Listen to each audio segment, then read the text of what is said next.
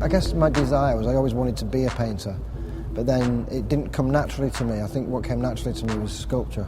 The spot paintings are like sculptures really, because they're like sculptures of paintings, but I think conceptual art is a bit like that. When the idea is not in the painting in itself, it's in the mind of the viewer. So that is sculptural, you know, it's a sculptural idea, you know. I hated conceptual art when I first came across it, and then I got into it. I mean, my whole career is really a romance with painting in lots of ways. But I can't, I mean, I'm sort of caught between the two.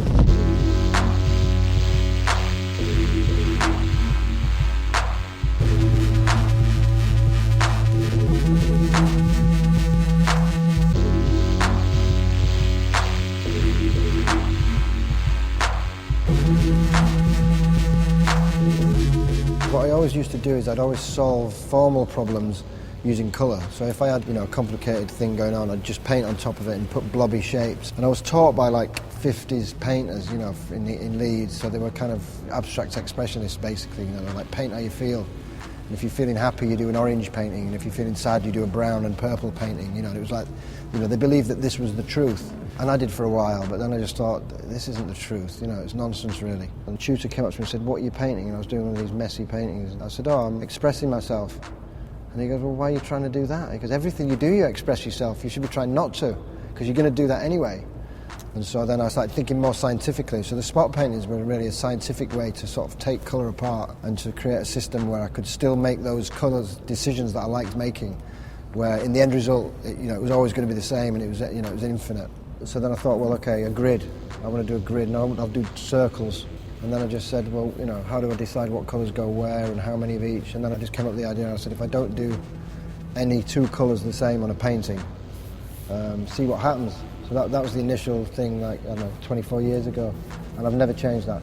Actually, the first painting I did had a black dot on it. I never did a black dot after that because it jumps out and it looks different to all the others. From a distance, I wanted them to look machine-made, like a big machine that just rolled the paint on the wall or something, you know, complicated, but no artist.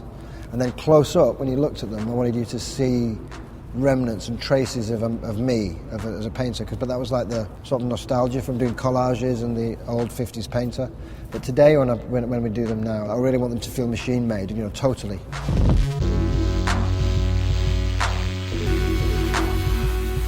I made these medicine cabinets before the spot paintings, and I was trying to find a way to title them. I mean, I was always looking for ways to not make decisions or not make emotional decisions. And then I looked at Never Mind the Bollocks by the Sex Pistols, and there were 12 songs on it on the back. And I remember, right, I'm going to do 12 medicine cabinets, 12 songs, one after every song, because they all seemed really great. And a similar thing happened with the spot paintings.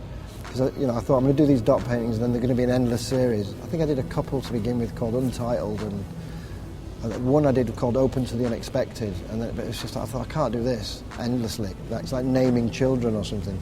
And then I found this book, it was every drug you could buy through this drug company called Sigma. And I looked through it, and they were just all amazing names, and I just went, that's it, I'm going to do them all named after these. It's an endless series. And in the beginning I started with A, and I was going to work through the book. And probably after 2 years I got bored, and I started doing B's and C's and D's, and now it's random. A lot of the times when I get interviewed, they say, oh, you know, but you've got a factory that makes your paintings.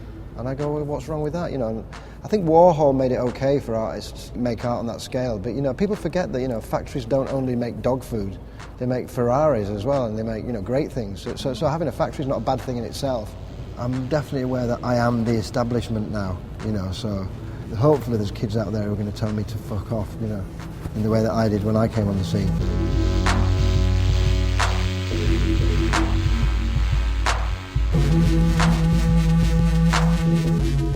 But I mean, I put spot painting in my younger kid's room, and I said, you can have anything you want in the bedroom, and he says, can I not have that?